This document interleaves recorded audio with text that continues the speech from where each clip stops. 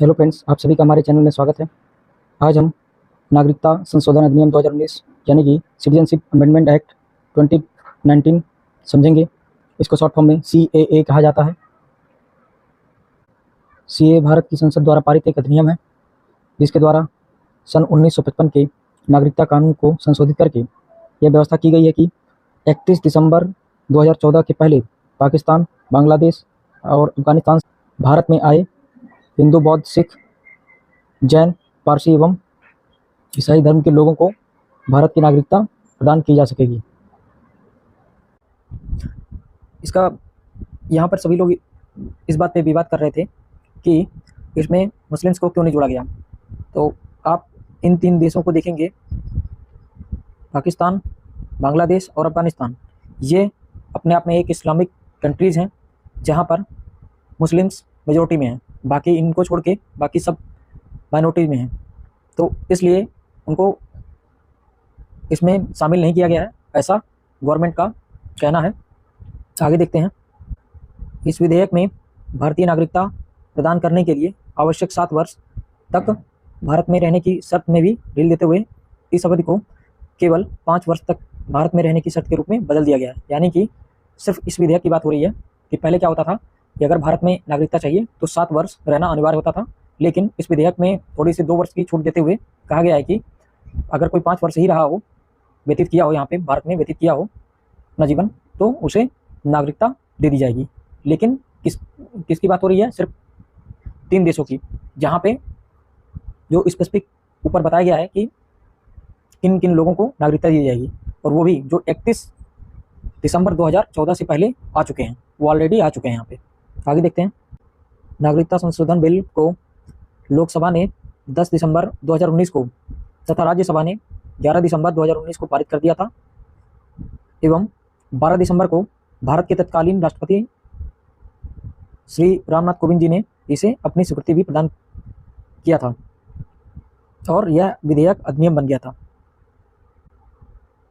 आपको पता है कि हमारी संसद के 3 अंग हैं, जिसमें लोकसभा, राज्यसभा और राष्ट्रपति होते हैं।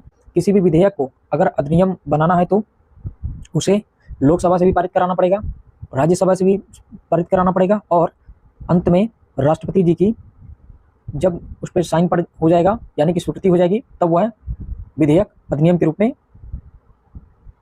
परिवर्तित हो जाता है। 20 दिसंबर 2019 को पाकिस्तान से आए 7 शरणार्थियों को भारतीय नागरिकता देकर इस अधिनियम को लागू भी कर दिया गया था, लेकिन उस समय पूरे देश में लागू नहीं किया गया है। उस समय पूरे देश में लागू नहीं हुआ था, किन्हीं कारणों से। नोटेड पॉइंट देख लेते हैं। जो प्रवासी 31 दिसंबर 2014 से भारत में अवैध रूप से रह रहे हैं, अब भारतीय नागरिकता हेतु आवेदन कर सकेंगे। यह सभी के लिए नहीं है। जो ऑलरेडी भारत में 31 दिसंबर 2014 से भारत में रह रहे हैं, अवैध रूप से रह रहे हैं, यानी कि उनके पास वीज़ा नहीं है और उनके पास नागरिकता भी नहीं है, तो उन्हें ही यह नागरिकता देने की बात कही गई है इस एक्ट में। अगर CAA को समझना है तो हमें उससे पहले सिटीजनशिप एक्ट 1955 को भी समझना होगा कि यह क्या कहता है। नागरिकता अधिनियम 1955 को जो पारित किया गया था हमारी संसद द्वारा, उसको भी हमें समझना पड़ेगा। ठीक है। नागरिकता अधिनियम 1955 यह बताता है कि कौन भारतीय नागरिकता प्राप्त कर सकता है और किस आधार पर। कौन नागरिकता प्राप्त कर सकता है और किस आधार पर।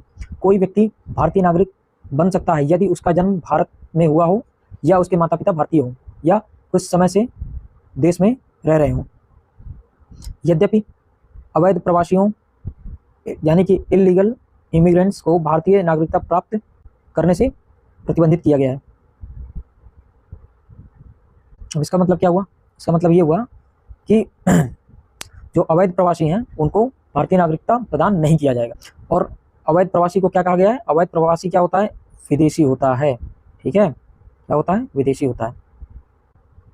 भारतीय कानून के द्वारा विदेशी कौन होते हैं उनके बारे में बताया गया है, यानी कि जो पासपोर्ट और वीज़ा जैसे लीगल ट्रैवलिंग डॉक्यूमेंट के बिना देश में प्रवेश करता है, ठीक है, यही विदेशी होता है और इन्हें ही अवैध प्रवासी भी कहा जाता है।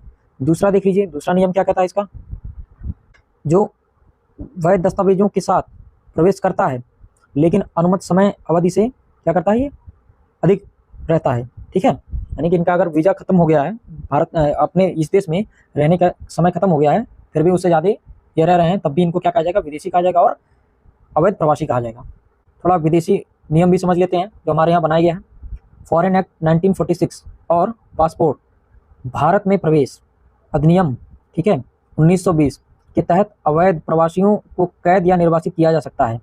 कोई भी व्यक्ति, इस अधिनियम में बताया गया है कि जो कि 1920 से ही लागू है, इसमें बताया गया है कि अगर कोई अवैध प्रवासी है तो उनको कैद भी किया जा सकता है और निर्वासित भी किया जा सकता है, ठीक है। 1946 और 1920 अधिनियम केंद्र सरकार को भारत के भीतर विदेशियों के प्रवेश, विकास और निवास को विनियमित करने का अधिकार देते हैं। यानी कि उसमें कोई भी बदलाव करना है तो उसको, उसकी शक्ति भारत सरकार को प्राप्त है। 2015 और 2016 में केंद्र सरकार ने अवैध प्रवासियों के कुछ समूहों को 1946 और 1920 अधिनियमों के प्रावधानों से छूट देते हुए 2 अधिसूचनाएं जारी की थी। ये समूह अफगानिस्तान, बांग्लादेश और पाकिस्तान से आए हिंदू, सिख, बौद्ध, जैन, पारसी और ईसाई हैं जो 31 दिसंबर को या उससे पहले भारत आए थे। इसका मतलब यह है कि अवैध प्रवासियों के इन समूहों को निर्वासित नहीं किया जाएगा, यानी कि इनको निर्वासित ना किया जा सके, इसीलिए सीए आया है हमारे देश में। That is the reason. इस अधिनियम को बहुत गलत तरीके से फैलाया गया है कि इससे कई लोगों की नागरिकता चली जाएगी या कुछ और हो जाएगा। तो उसको, उस भ्रामक को दूर करने के लिए आइए समझते हैं।